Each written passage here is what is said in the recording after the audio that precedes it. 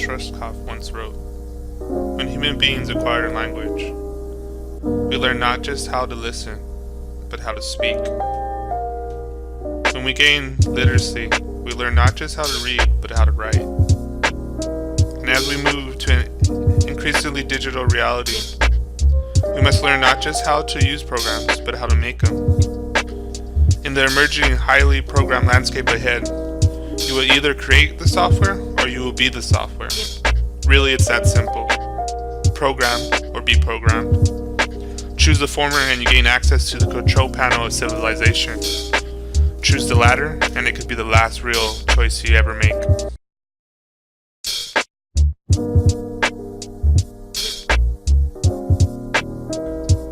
For a while, digital technologies are in many ways a natural outgrowth of what went before.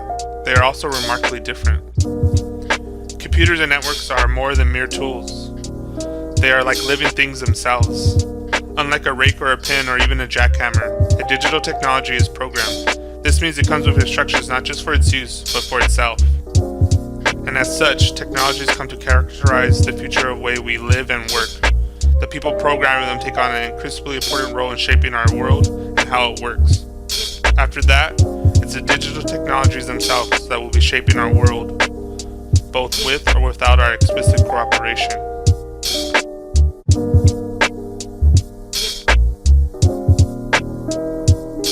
This is why this moment matters. We are creating a blueprint together, a design for our collective future. The possibilities of social, economic, practical, artistic, and even spiritual progress are tremendous. Just as words gave people the ability to pass on knowledge for what we call now civilization, network activity soon could offer us access to shared thinking, an extension of consciousness still inconceivable to most of us today. The operating principles of commerce and culture, from supply and demand to command and control, could considerably give way to an entirely more engaged, connected, and collaborative mode of participation.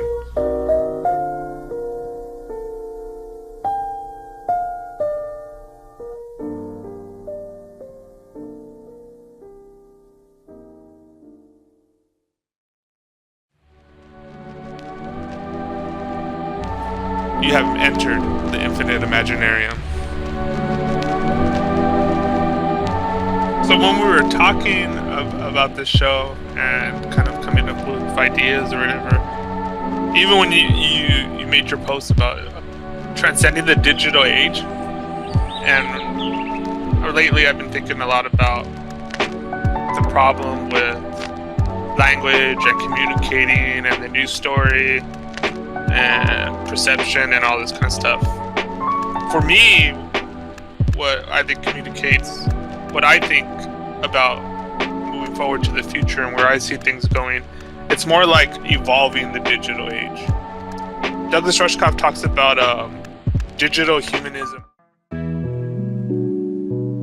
I mean, I guess what I do is I am arguing for human autonomy or human agency in an increasingly digital age.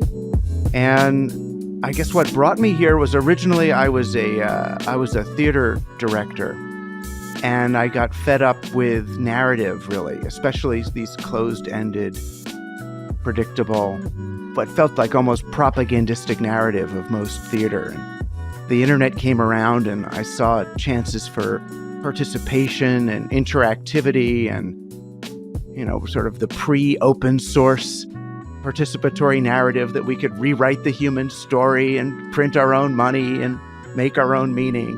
And, started to write books about that. And I wrote a book called Siberia about designer reality, and one called Media Virus, which was celebrating this new stuff called viral media, which seemed like a good thing at the time. And then I watched as the internet really became kind of the poster child for a failing NASDAQ stock exchange, and all of these companies from Google to Facebook that said they would never be about advertising became the biggest advertising companies in the world. And these tools, which I thought were going to be the new gateway or gateway drug in some ways to a new kind of collective human imagination, ended up being the opposite. So I've been not really writing books or struggling against technology so much as asking people to retrieve the human and bring it forward and embed it in the digital infrastructure rather than just, surrendering all of this power and all of these algorithms to agendas that don't really have our best interests at heart. We still perceive ourselves as separate from everything else. We feel ourselves separate from nature. We see ourselves separate from each other, and we see technology separate from us. And so we give a lot of our power up to technology, and we put all our kind of hopes and dreams that the next development in technology is gonna save everybody. I think this is part of that struggle of the death of that old narrative. And so what I mean by the evolving of technology is where, like what I said at the end of that last clip that we had, we're externalizing what is already internal within us. I think information works a lot of ways like how the cloud works for our storage. And I think, we have our local way of storing our data, which is within our brain, but there's this kind of information that's embedded within the environment.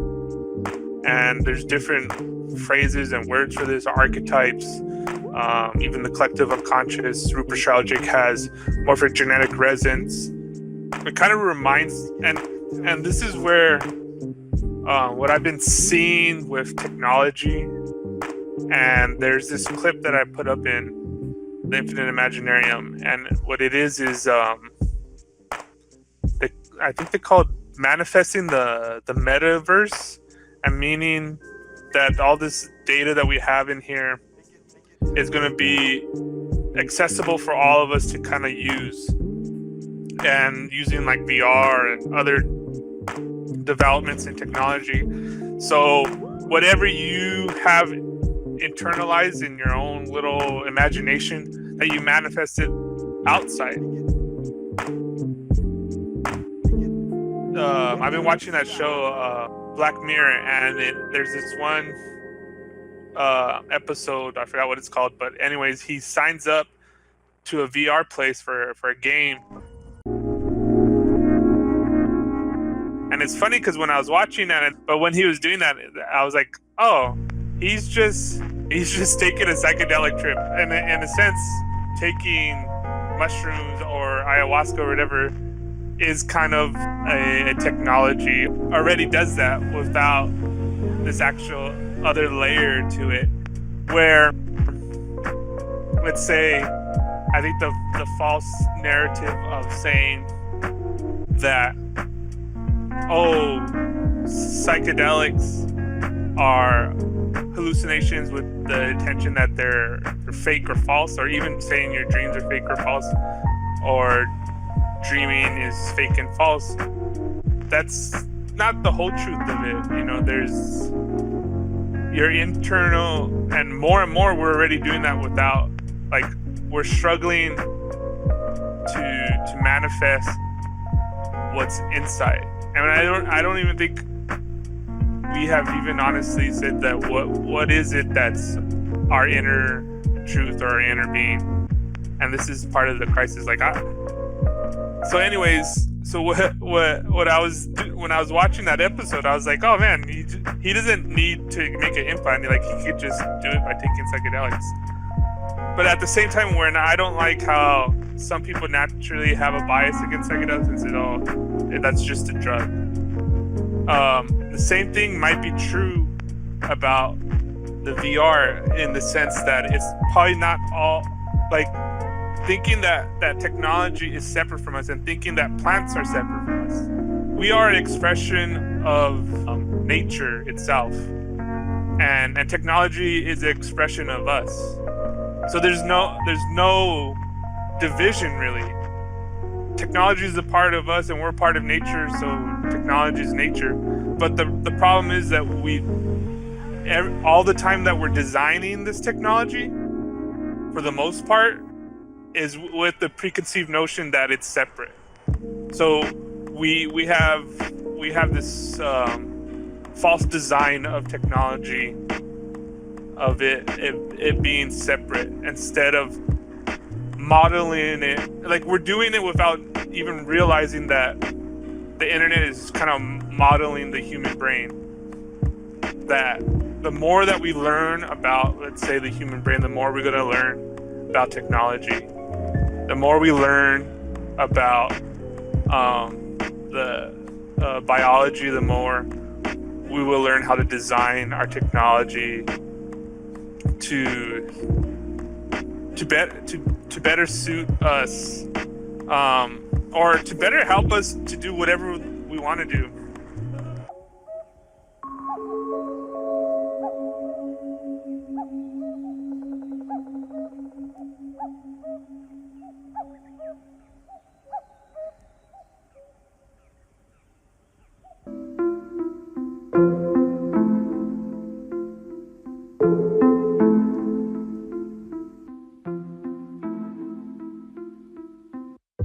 Yeah, it sort of leads me on to think about this kind of age of information that we're living through at the moment, or the digital age, as some people like to call it. And one of the great things about technology as we know it currently, and obviously we also know that it's constantly evolving and changing, and it's kind of an art in itself, technology, because people are constantly building, adding, rearranging it, changing it about, and obviously lots of new stuff is coming out of that. But it also makes me think about how human beings kind of exist within a time construct, which I personally believe to be an illusion, sort of an illusionary linear time construct, in terms of the fact that we feel that we are moving in a certain way while we exist. We're moving in a certain sort of linear fashion, and the whole third dimensional infrastructure is largely run through this time construct. Obviously we have dates and appointments, we live our lives, and we have an alarm clock, and we set the alarm clock for 9 o'clock in the morning to get up to go to work, and then we know that at a certain time we eat food. We have a lunch time, and then we have a time where we have an evening meal. We have dates for specific events and birthdays, Christmas, and all the rest of it. So we kind of run our whole life based around time, which kind of perpetuates this cycle of the belief that there's something outside of ourselves. There's this duality, that we have something outside of ourselves that makes us separate from other things. So people who are going on a spiritual journey will often go down the route of meditation, to feel that connectedness again, or feel at one with everything. Or they might go on a spiritual retreat, and then they come back to their normal life, the daily grind, as we call it. And it also got me onto thinking that with technology, we're starting to transcend that linear time construct with technology, because now, with the technology that we have, we can do things more instantaneously. There isn't that time lag. There isn't a waiting period. If we want to research something, we want to ask a specific question, we can type the question in to a search engine, and then we have like a series of either the same answer to the question, or slightly different versions of the same answer to a question, to interpret how we want. Or if we want to watch something visual, a visual image, listen to something, we can do it instantaneously. We can connect with people instantaneously. And I was thinking to myself, are we going to be able to evolve beyond that? Using the technology to be able to do those things, are we going to be able to evolve beyond that, or are we going to go further and further into the technology and become more and more reliant on it, which in a sense could be almost ironic that consciousness could halt growth as opposed to growing further and further due to the technology, which is allowing us to do these things that break us out of the usual cycles, or the cycles of time, and everything that we've done for sort of hundreds of years, thousands of years. We sort of seem to be breaking out of that, but are we going to get further and further into it, or are we going to somehow transcend that technological element and do these things naturally? So anyway, that was kind of where I'm at with it and how I was thinking about it. So I'm not sure if anybody wants to add to that. I don't know if you've ever heard of overtone chanting, but there's this note, but then there's this other secret note that you start to hear that's moving in, I don't know, thirds or... We could ask Jill. It depends what she's up for. Will you?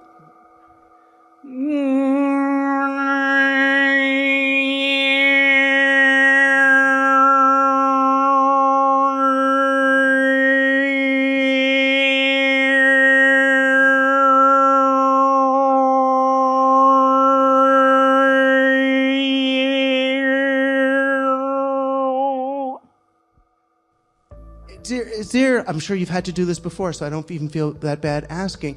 Can you kind of explain to us what the sort of the mechanism of overtone chanting is? In other words, what does it do to us to hear it or to do it? Well, it allows us to be in tune, first of all, because Western music in the 17th century was made out of tune. The well-tempered scale made all the intervals in the octave stretched or squashed. So all music since the 17th century has been out of tune. And so with the overtone chanting, you're chanting on a single note, and you're using your resonant cavities to allow the harmonics, the notes within the notes, to become audible. And these, because they come about through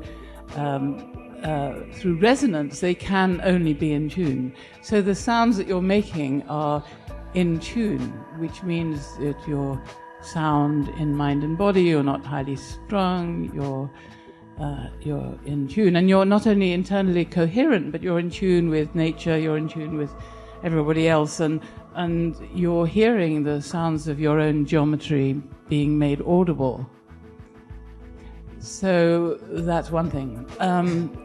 And another thing is that it's a very powerful meditation. So you're compressing the breath, you're doing a kind of kumbhaka, you're sitting on the breath and you're elongating your breath. And you're becoming aware of, so a lot of meditation techniques involve becoming conscious of normally unconscious processes like breathing or walking. So with this one, so if we speak, if we have an idea, our tongue waggles and we kind of hope somebody gets what it was that we were thinking about. But if we redirect our awareness to the movement of the tongue, our mind becomes spacious. So it's kind of redirecting the focus. And so becoming aware of these very infinitesimal movements allows huge mind expansive processes to happen. I mean, it feels to me as if, part of what we're dealing with as a society is our, and we can call it archetypally male, but really our need to sort of dominate, say what's going on here, apply laws, to somehow, as even Bacon would say, kind of tame or rape or control nature and push it down, and or escape from the masses, as the billionaires want to do. And this other way, not a passive way, but a way of resonating with nature and becoming whole with it, and, living healthy and happy and connected and loving and all that. I mean, it seems like the practice that you're sharing with people is sort of a very clear, direct, practical, experiential way to actually make oneself more open to the sort of the worldview that you're describing. Well, your sound creates form, and the same sound dissolves it. And so I'm really only interested in chanting together. And so when you chant together with other people, you dissolve the boundaries not only between spirit and matter, but between you and them. And you create community, sonorous community, which I think is essential. So, and that's really the point, one of the points. And is it different of people chanting together, doing overtone chanting together, than people singing Amazing Grace together? Well, I think so, because if you sing words, you can be singing the wrong ones. If you sing a national anthem on one side of the border, you're singing the right one, and if you step over the border, you're singing the wrong one. And also, this way of using sound is to go beyond the contents of the mind into the nature of the mind. And if you're singing words, you're contained into sort of discursivity, and you're thinking about what you forgot to listen to yourself chanting while you are on. If I sing a hymn, then I realize I don't listen to the words, and I get to the last verse and I realize I haven't a clue what I've just been singing about. So I scan verses 1 to 4 while singing verse 5, and I don't know what verse 5 was about either. No, and the boundaries dissolve.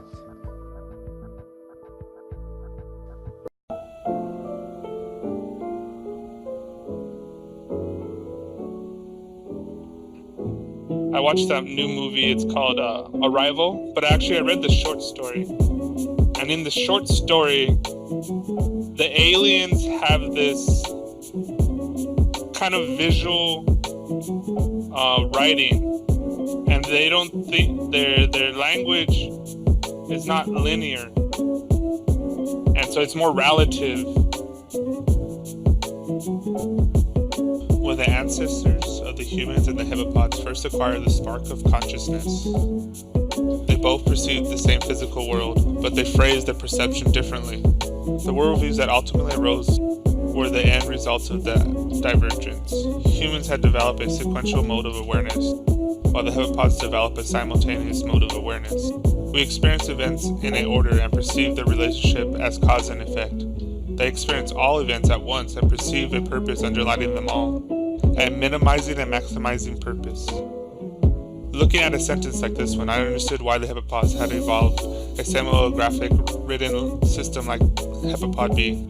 It was better suited for a species with simultaneous mode of consciousness. For them, speech was a bottleneck because it required one word to follow another one sequentially.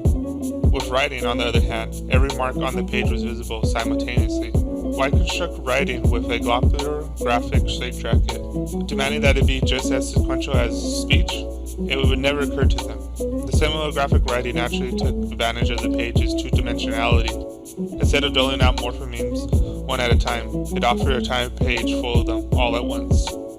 Heptapods are neither free nor bound as we understand these concepts. They don't act according to their will, nor are they haplessly autonomons. But distinguish the heptapod's mode of awareness is not just that their actions coincide with history's events, it is also that their motives coincide with history's purpose. They act to create the future, to enact chronology. Freedom is an illusion. It's perfectly real in the context of sequential consciousness. Within the context of simultaneous consciousness, freedom is not meaningful, but neither is coercion. It's simply a different context, no more, no less valid than the other. It's like the famous optical illusion, the drawing of either an elegant woman, face turned away from the viewer, or a war-nosed crone, chin tucked down on her chest. There's no correct interpretation. Both are equally valid. But you can't see both at the same time. Knowledge of the future is incompatible with free will. What made it possible for me to exercise freedom of choice also made it impossible for me to know the future. Conversely, now that I know the future, I would never act contrary to that future, including telling others what I know. Those who know the future don't talk about it. Those who've read the books of ages never admit it. For the heptapods, all language was performative. Instead of using language to inform, they use language to actualize. Those who know the future don't talk about it. Those who've read the books of ages never admit it. For the heptapods, all language was performative. Instead of using language to inform, they use language to actualize. Sure, the heptapods already knew what was going to be said in any conversation, but in order for their knowledge to be true, the conversation would have to take place. I experienced the past and the future all at once. My consciousness became a half-century-long ember burning outside of time. I experienced the past and the future all at once. My consciousness became a half-century-long ember burning outside of time. I experienced the past and the future all at once. My consciousness became a half-century-long ember burning outside of time. I perceive during these glimpses the entire epoch as simultaneous. It's a period that comes to the rest of my life and entirely yours. So, and they don't think their language is not linear. Their language is too, like, it's in context, like it's not cause and effect. And so it's more relative. And it reminds me of this story that I read.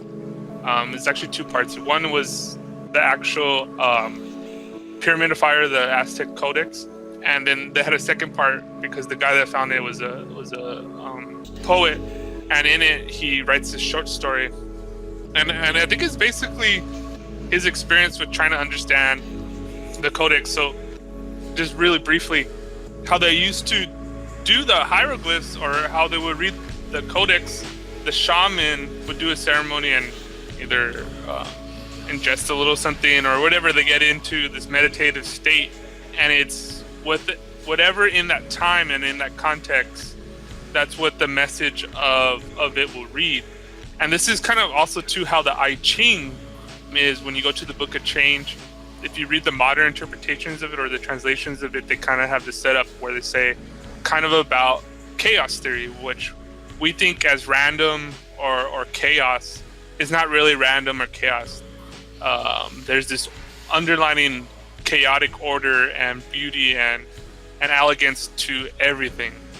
So when you do something randomly, like throwing the coins for the I Ching, it's kind of like with your attention and with your perception in that given moment in time, it gives you the answer that you want. And I kind of remember what I told you, Nikki, was like, when the student is ready, the master will appear. And when you're ready to say, learn the next part of whatever your growth or understanding or evolution is, then you'll be ready to see that, and you'll see that everywhere.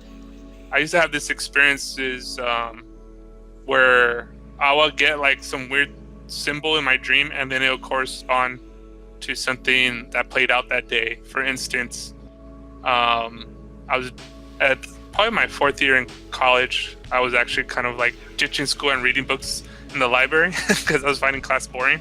But anyways, I had this dream about a holographic dream. Like everything was like a hologram. And it was the first time I ever had a dream like this, and the first time I even I thought it was weird, and how everything solid was like a hologram. And I was like, well, I was kind of like tripping out on that, and then I was like, oh, that's weird, but it was really vivid. Anyways, I woke up the next day, and later on, I went to the library, and I was doing my research, and then I was like, oh, I'm gonna buy a book, because I had money from my job. So I go to the bookstore, and I'm looking at different books, but there's this one book that shimmers to me, and I'm like, oh, that's kind of weird. So for some odd reason, I go and I pick it up, and it's a book called The Holographic Universe, and it's the first time I read The Holographic Universe. I was like, oh man, that's weird. Like, the dream correlates to randomly I was ready to read that book or whatever, and whenever my stage of development of whatever I wanted to learn. But there's this, it's really hard for us in language to express exactly what I'm trying to communicate. And it has to do with this linguistical con game that is played. And that we think that everything are broken up into like little bits and pieces, but it's not. It's only a way of communicating. So we think about dual concepts and polar opposites a lot. But I remember the first time I read the Tao Te Ching, and this is why I love it so much, because it really messed up my mind. The Tao that can be told is not the eternal Tao. The name that can be named is not the eternal name. The unnameable is the eternal real. Naming is the origin of all particular things. Free from desire, you realize the mystery. Caught in desire, you only see the manifestation. Yet mystery and manifestation arise from the same source. This source is called the abyss. Darkness within darkness, the gateway to all understanding. Like, I read it and I knew it didn't make logical sense of everything I read before and everything I read in school. But for some reason it rang truer than anything else I have read. And this is probably like the best explanation for what is, or this thing that resides independent from us. But every time we express it, we can't escape our own mind. So it's always processed through our... So, but yeah, Kevin, you were going to say something? Oh yeah, I thought a lot about stuff, and had a couple of deep philosophical rants with some comrades up here leading into this program to sort of kick open some doors. And I'd probably start with time, like Nikki was talking about, transcending time. And as digitally the environments become more immersive, the way we observe time functionally will become less normal for a lot of people, especially for young people born into understanding computers as a natural resource. I think once we start donning the VR goggles and like our instead of holding a laptop anymore with a little clock in it, when we're doing gaming or doing probably social media, will be sort of like The Sims. I see that probably not too far off in the near future. I see dating kind of happening virtually and just sort of bouncing from, cafe to cafe and sort of living without, moving and doing the things that, we need to do now, apart from probably breaking down from necessity for sustenance. So I definitely think that's something that draws a lot of questions to me in regards to where a digital environment will lead us in how we observe time.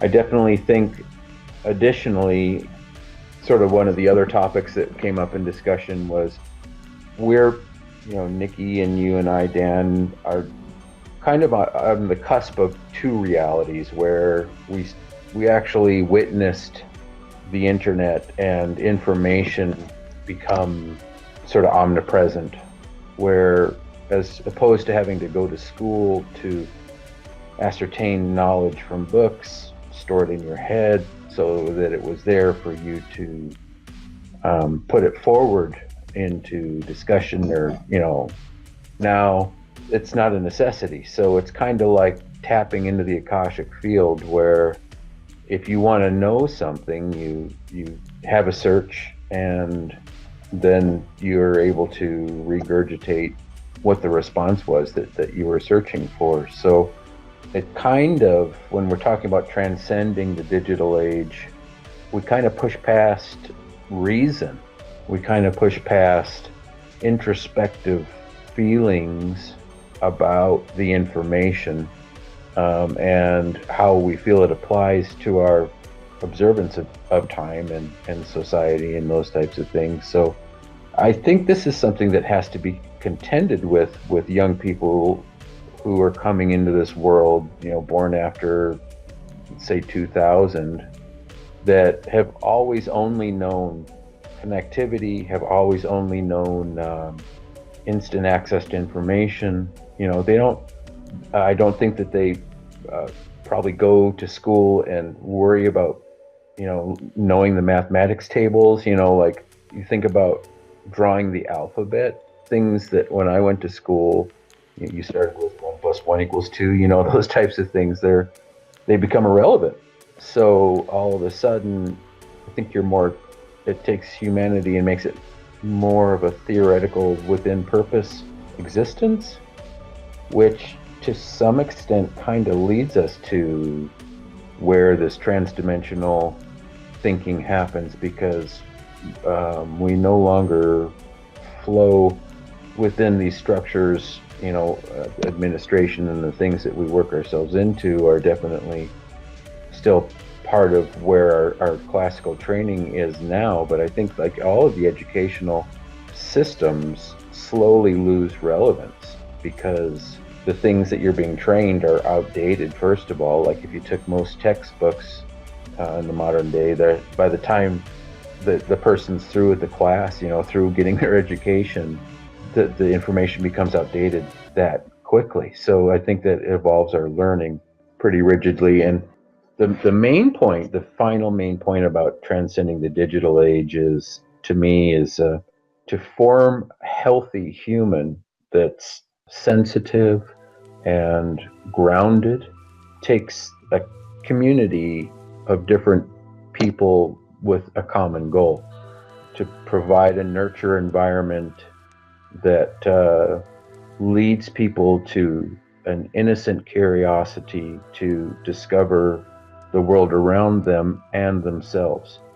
And I think personally, a lot of what's going on with the disconnect in society now, why people are, stand around each other staring at their phones, I think that came from that sort of was a big impact result of having all of this information and having to ramp up the audacity in order to get market share. And so young people now with their phones are exposed to sexuality and war and abusive behavior, and they have to learn to, before their bodies are fully developed enough and their minds have developed enough to necessarily understand the circumstances of the creation of these things, that they've already had the visual image exposed to them, and that in transcending the digital age, that hopefully we will need to, like Lee Travis says, we'll need to activate the wiki being. We'll need to have some sort of methodology of, some sort of an interface that allows people to do exploring, but not be shocked and cause the pathways of cognitive dissonance and keeping them from being able to develop in real simplified natural terms. I think it will lead people back to nature and make them less inclined to let technology be the ruling force. If everything is instantly available to you, but you have no filter, you don't need to be filtered in what you can see, but you need to take that information in digestible bits when you've developed enough to receive it. So those were just some of the points that I've been thinking about since the topic came on. So I'm curious what you guys think about any of that stuff. Yeah, I was thinking about that very thing the other day, actually, about the generations that have kind of been born into this technological age, and the speed of for want of a better word, programming the visual impact of the things that they see, and that thing that I was saying about scanning information, but there's obviously a darker, more disturbing side to that younger people have a way of seeing things, either they learn about things or they see things by accident, and it's almost like could be a desensitization of the emotional side of the human. That's always been a concern of mine with technology, that although there's a lot of positive elements to it, I've always been concerned that it will compromise the emotional part of the human being. You know, the bit that connects, the emotional part of the brain that connects the things. Because certain parts of the brain become dormant as we use parts of the brain that, you know, that are accessed when we're scanning information and, you know, surfing the net, as they say. You know, we're looking at stuff and our brains are processing this information, but other parts of the brain aren't getting used as much. Although, you know, having said that, most of our reality, everything that we perceive as external, works on the five sense reality. And I think that the internet is no different. You know, in fact, it's works on the five senses, but at a much faster pace, a much faster rate. You know, because we are seeing so much more on a visual level. And obviously there's the auditory element to it, and you know, everything that we had before technology was sort of vamped up to the point that it is now. I think it's just sort of been made more rapid, if that makes sense. So everything's quicker, we process everything a lot quicker. But yeah, I've often felt that seeing so much of what young people see now on the internet, they become more and more desensitized. And also with the gaming, you know, some of the games that they play are so graphic and some of them really disturbing.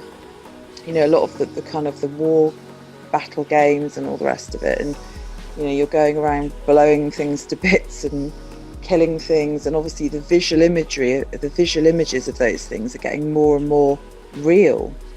So obviously there's that element as well, that the whole gaming thing, that's another form of programming that I'm not sure is such a great thing. You know, if people play those sorts of games, then they're going to start to be desensitized to seeing those types of things. So if they were to see something like that play out in real life, they might have a thought process and think, well, that's wrong, that's not good, but they might not have the feeling of horror or disgust as much, because they'd already been playing a game that their brain has become conditioned to it a lot faster. So they may be more accepting of those things, which isn't necessarily a good thing either.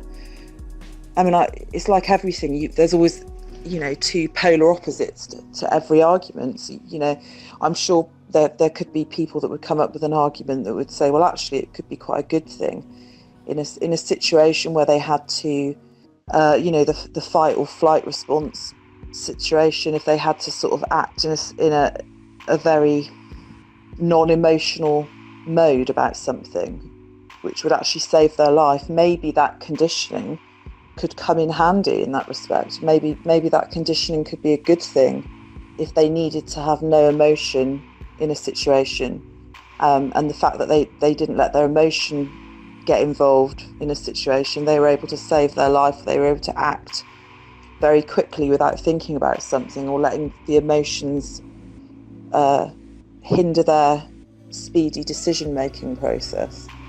So yeah, there's kind of, you know, two sides to it all. But like you were saying, Kevin, with the younger generations, that they're being exposed to a lot more than perhaps maybe we were as young people.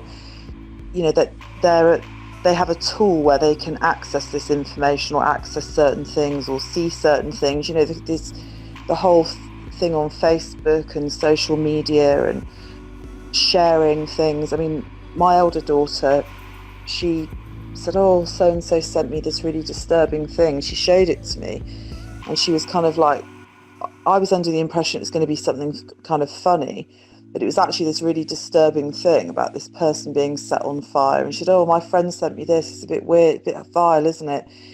And she acknowledged that it wasn't very nice, but she was quite sort of, you know, throwaway about it all. She was like, oh God, I was on such and such, and then I clicked on this link and this was there. So sometimes people will share things with you. You don't know what they are. You click on the link and then it's something really disturbing. That seems to happen quite a lot with the younger people. You know, they'll sort of share these disturbing things with each other as a joke. So like when you open the link, you don't know what it's going to be, and then it's something really horrible. And I'm sure we would have done the same thing if we were that age during this time, because that's kind of what they do, that's the norm. And you know, but it is quite a disturbing thought that that's kind of those sorts of negative visual imageries and stuff are being shared around constantly. And my sister had a boyfriend who came from a very religious background, and he kind of broke away from the religion. They didn't have television, you know, it's like television was evil, and which, looking back at, you know, now I'm thinking, God, they kind of had it right, really, they had the right idea. But, you know, they didn't have any television, they weren't allowed to listen to the radio or anything. He sort of managed to break away from this rules and regulations that he had to live with from a very young age. And he got into smoking and taking drugs and expanding his mind. But he told us this story that the first time he ever watched television, there was like a Western on the telly. It was like Bonanza or something. And he watched someone shoot somebody else. There was no blood or gore. It was just like this cowboy shot somebody else and he dead to the ground sort of thing. And he was immediately sick. He was so disturbed by seeing this person on the telly shoot somebody else, even though it was just actors and it wasn't real, because he'd never been subjected to it. He'd never seen anything like it before. He was completely horrified by it to the point that it made him sick. And obviously as time went on, he was okay. He kind of became more and more desensitized like the rest of us. But it kind of made me think that maybe everything about our society and our environment isn't natural. You know, maybe that isn't the natural state. Maybe he was in the natural state because his parents had this strict religion and they didn't agree with any of these things, which at the time I was thinking, God, that's awful. God, what weirdos, what. And to some extent, the fact that they didn't let their children evolve, they sort of forced that upon their children. I didn't agree with that part of it, but then there's also a part of me that thinks that there was something that they were doing right, because maybe all these external things that we have that stimulate the five senses aren't real, in terms of the fact that isn't the way we're supposed to be. It disconnects us from the emotional side of who we are, of the essence of who we are.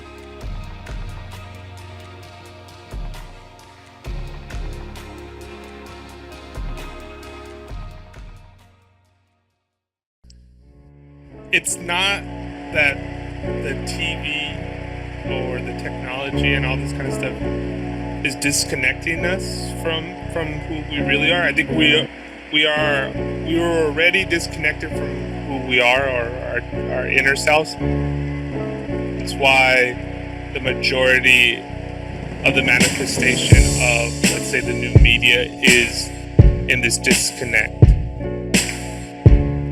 So it's kind of like the opposite. The more we get connected to who we are, I think the more we would express this new story.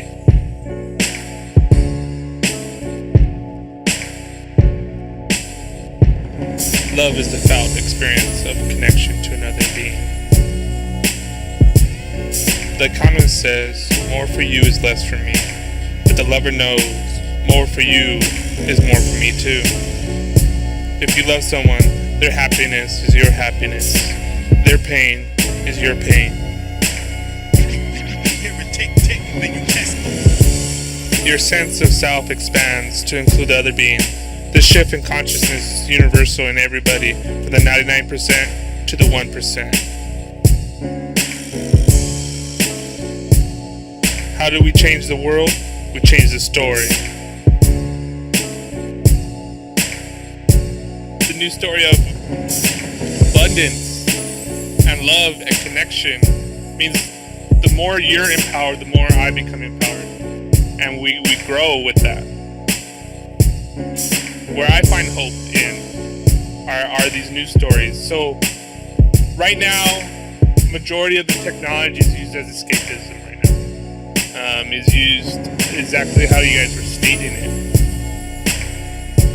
VR can be another escapism, and there's this one really good short sci-fi movie that I watched. Actually, the Spiders posted it a long time ago, and basically they're using VR as like a drug. It was like addictive like heroin, and they're escaping the reality, and until the point to where they couldn't even function when they were off the VR. The way things can go, and what I have seen, some of the better stories that I see developing are what we can manifest out there. Could be anything. It could be negative, it could be positive, it could be escapism. Hopefully when we come more towards ourselves, because the more we I think this is kind of like the thing that's happening too. The more you try to escape, you kind of like find yourself coming back to yourself.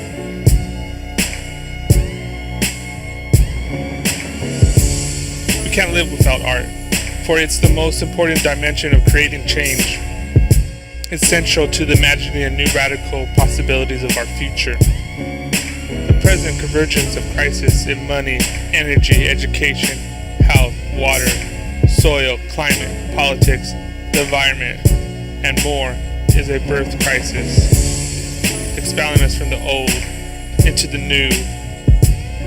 Visions turned into sound, beats pulsing into vision, new awareness and fresh perspective stir up the people and strengthen their spirit.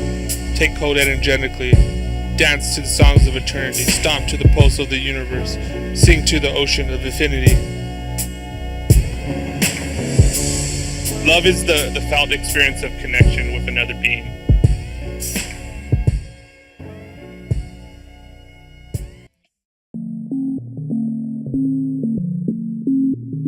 Works on the five senses, but at a much faster pace, a much faster rate. You know, because we are seeing so much more on a visual level of the emotional side of the human. You know, that's always been a concern of mine with technology, that, you know, the bit that connects, the emotional part of the brain that connects to things, a way of seeing things. I've always been concerned that it will compromise the emotional part of the human being. You know, the bit that connects, the emotional part of the brain that connects to things. The visual images of those things are getting more and more real. I'm not sure it's such a great thing. That's another form of programming that is something really disturbing. You know, that's always been a concern of mine. Works on the five senses, but at a much faster pace, a much faster rate. You know, because we are seeing so much more on a visual level. Are so graphic and some of them really disturbing. Seeing those types of things, but they might not have the feeling of. There's obviously a darker, more disturbing side to that. There's obviously a darker, more disturbing side to that. There's obviously a darker, more disturbing side to that.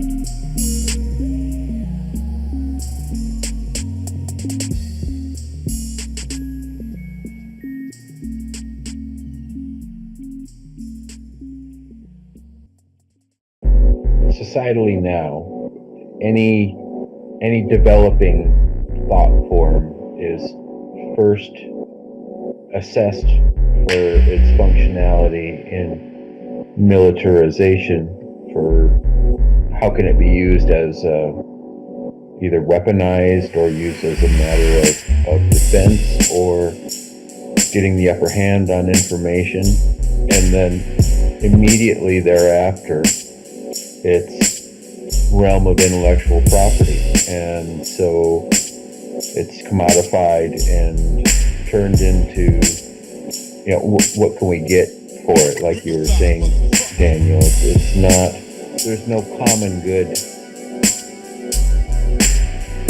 And it was some shocking thing, and I see that all the time. Like if I'm in the city and everyone's having their lunch and they're all taking their turn with their phone, pulling up a shocking this or an ostentatious that, and that type of thing. And you see it in school, the viral video, but you never see anyone like doing an act of kindness or look at this amazing, sunset or anything like that. That would just be like not nearly interesting enough.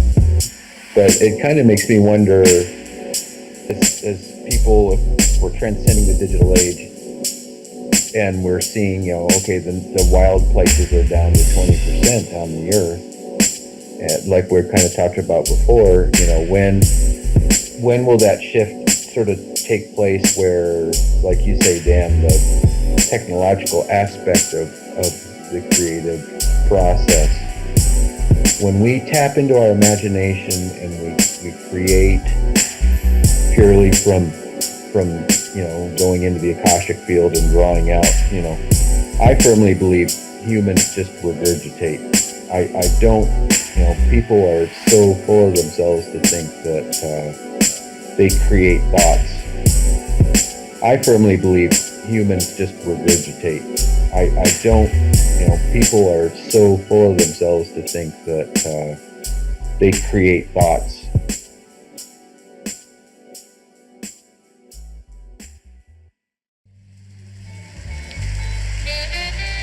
We're gonna do a song that you never heard before. When we tap into our imagination and we create purely from going into the Akashic field and drawing out, I firmly believe humans just regurgitate.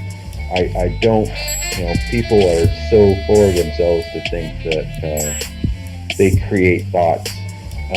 They may assemble logos. They may have a specific tangent of creativity that's inherent to them and not others.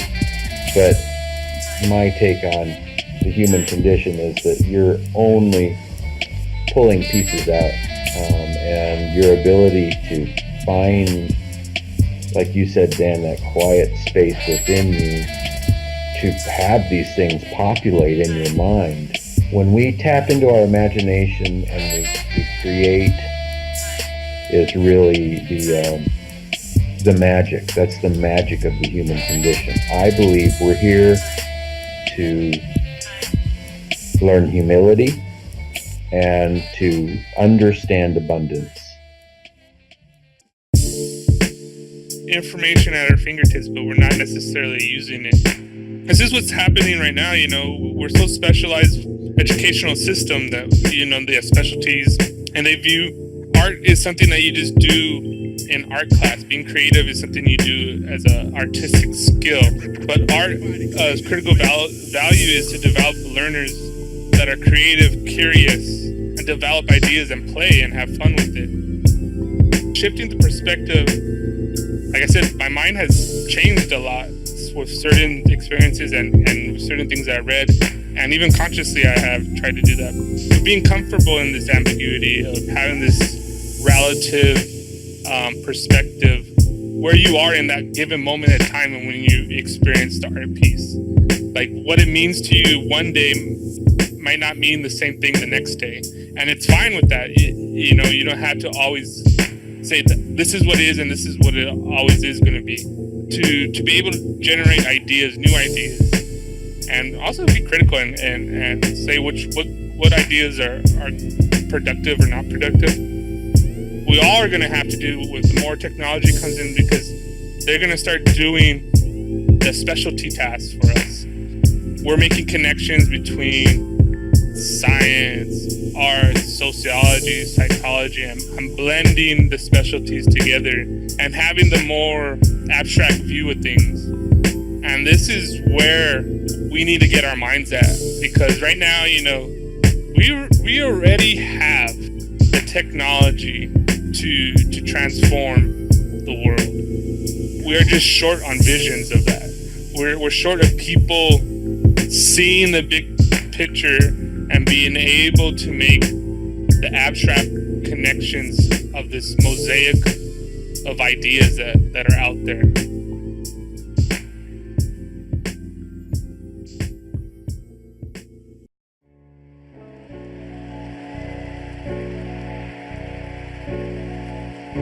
The more poets knew science, and more scientists knew poetry, I'm convinced the world will be a lot better place. When power corrupts, poetry cleanses. We have plenty of critics in the world telling us how the world's going to end. We need more visions. How do we change the world? We change the story. When the old story dies, there's the crisis. It is time for transformation. The death of the narrative brings confusion, chaos, and struggle. There are moments in consciousness when things become fluid, when patterns change, and in these moments, the ripples of even a single idea can make a huge difference. Change the whole wave of consciousness, evolve the reality. It's quite normal to fear what one most desires. We desire to transcend the story of the world that has come to enslave us, and indeed is killing the planet. We fear what the end of the story will bring, the demise of much that is familiar. Fear it or not, it is happening already. You can't live without art, for it's the most important dimension of creating change, essential to the imagining a new radical possibilities of our future. How do we change the world? We change the story.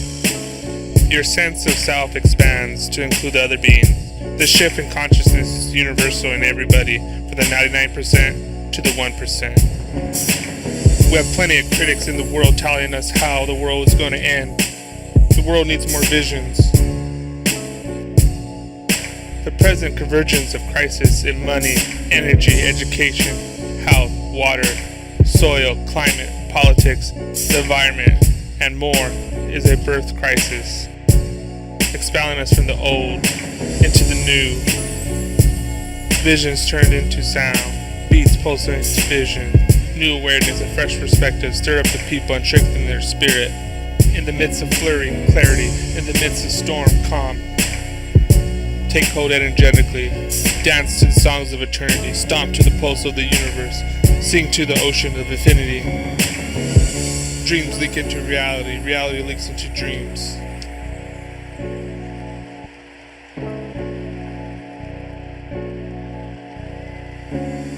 Dance to the songs of eternity, stomp to the pulse of the universe, sing to the ocean of infinity.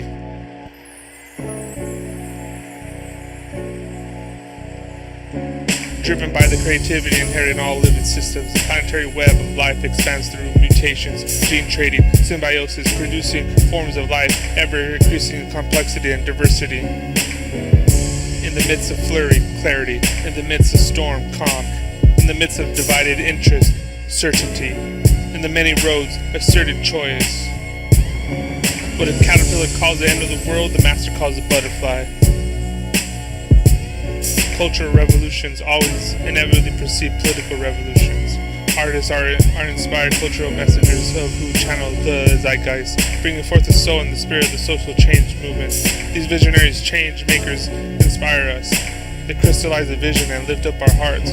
What would the movements of the 60s have been without the era's incredible cultural innovations in music, art, dance, and poetry, its groundbreaking films, theater, and design, and literature? We have plenty of critics in the world telling us how the world is going to end. The world needs more visions. We need more visions. We need more visions. Dance to the songs of eternity. Stomp to the pulse of the universe. Sing to the ocean of infinity.